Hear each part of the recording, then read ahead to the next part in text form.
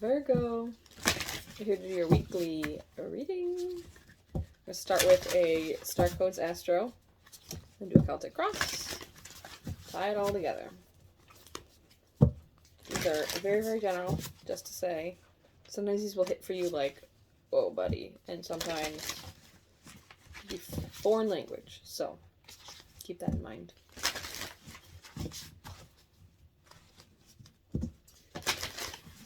Okay, let us see.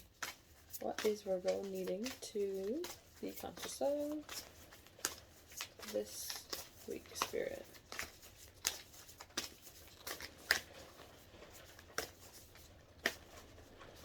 Hope everybody's safe wherever they are in the world. Oh, okay, here we go. This came out for another sign. Sustainability. Sixth house sustainability. Sagittarius, expand. And Pisces, sensitize. Very interesting. Virgo. We've got sun, source. It's interesting because we've got like the first truly gloomy day here. Forgive me, coffee.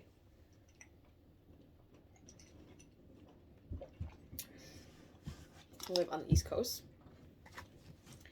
of the United States, and it's finally gloomy here. It's like Doggo's been doing nothing but sleeping. She is cold.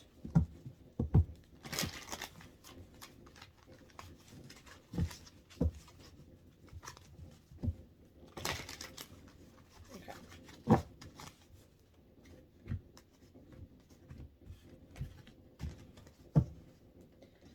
You. What crosses? Headspace. Root of the matter. Recent past. Near future. How you see yourself. How others see you. Hopes and fears. Outcome. And overall energy of the Knight of Swords. Okay.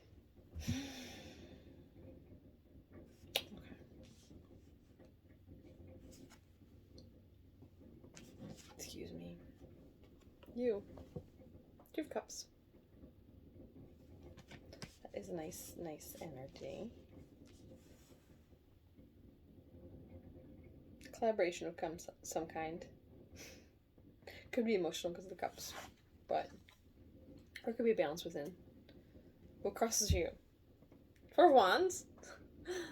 That's stability. Could tie into this to the sense of sustainability card. If you're worried about this, I suppose union, sure. I mean, this does look like a marriage celebration in this card, or celebration of any kind. Oh, and then the Two of Cups. Okay, obviously union energy was popping out in. Maybe you're nervous about whether or not this union could be sustainable.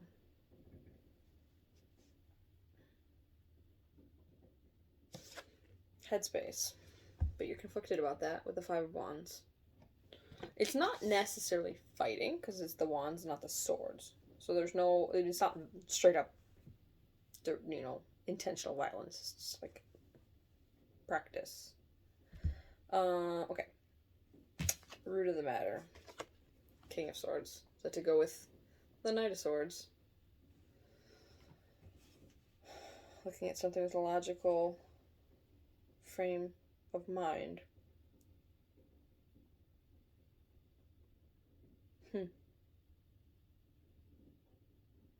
The first thing that came to mind when I saw looking at something in a logical state of mind.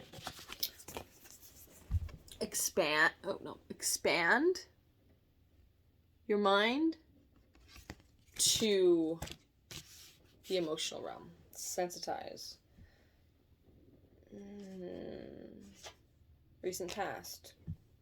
Four of Cups. Maybe feeling disappointed. Not really seeing the option in front of you.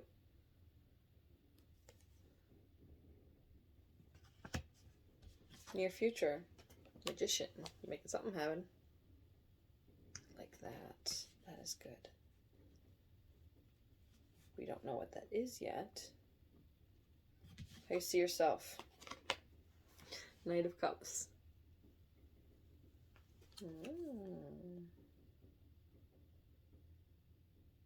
Could you be bringing your cup to this Two of Cups? How others see you. King of Pentacles. A stable, ideal partner. Sustainable. Great. That's great. I love that. This is just so calm and beautiful, like a little Virgo with hopes and fears. Tower. Towers tend to be good. But since this is a fear, this isn't necessarily what's going to happen.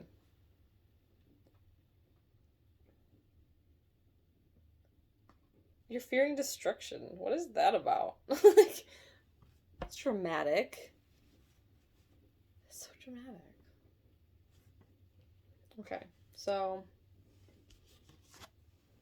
outcome. Knave of Swords. To go with that overall of the Knight of Swords. You're going to communicate something.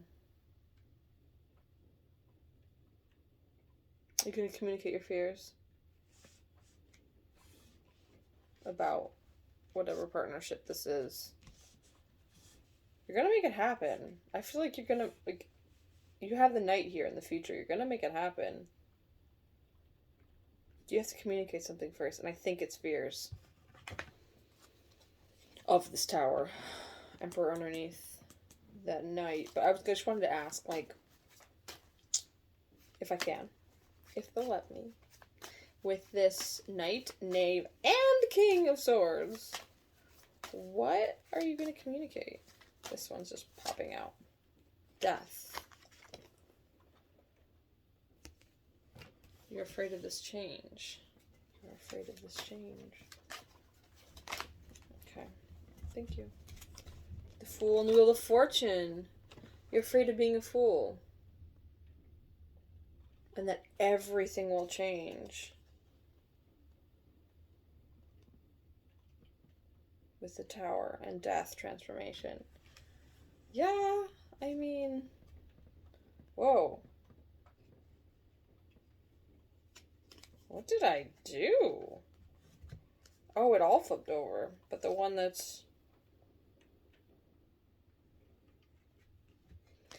was like flipped, you're afraid of that. That is what whoever this is, maybe it's you, Virgo. You're afraid of heartbreak. You're afraid of putting in the work, not thinking it's enough. But are you also dealing with an Empress? Were you that Emperor to this Empress? And you're afraid of all your work not being for nothing.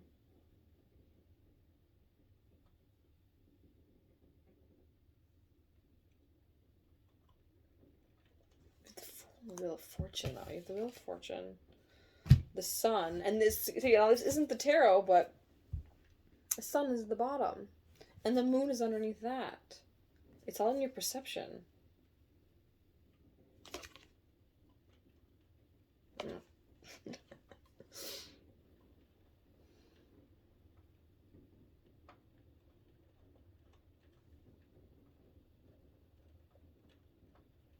This is all in your head, for the most part, I feel like.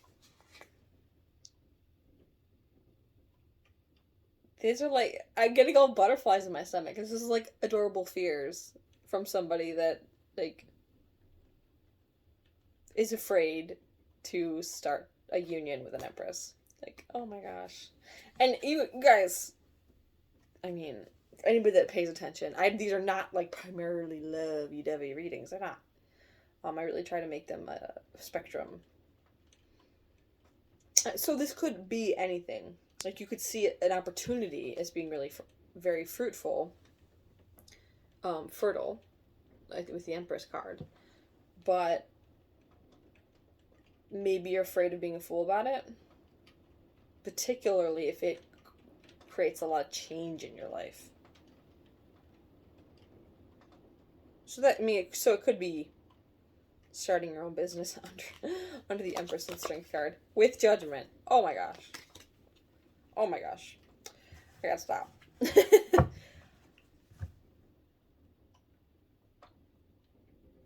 I would never tell anybody to put all their eggs in one basket, but not but. I would never tell anybody to put all their eggs in one basket. And assume you do something in a balanced way. Why not try to go for something so beautiful? Because these are fears. Fears of you being a fool. But are you really being a fool? Or are you just afraid that going for something so beautiful is frivolous? Frivolous and silly and foolish. Why? Expand your thoughts on that.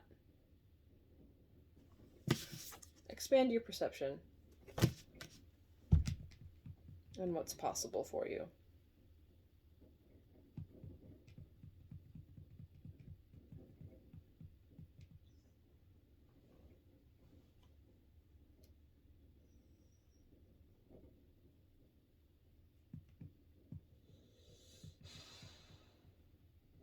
Let's think for a moment about whether maybe you don't take this opportunity.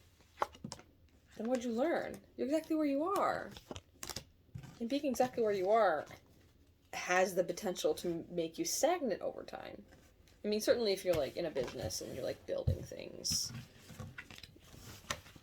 I don't think relationships have to stop you from building. No, they don't. And if they begin to, communicate about the needs you have when it comes to your own stability. We all have responsibilities in this life, and it's another way to weed people out. If they can't be understanding about what your life requires to keep you at least stable, because all people will challenge you in some ways, good and bad. Just discernment there. But if people can't have patience with what you need to do, then they might not be the right ones for you. But while it might be a challenge to communicate those needs,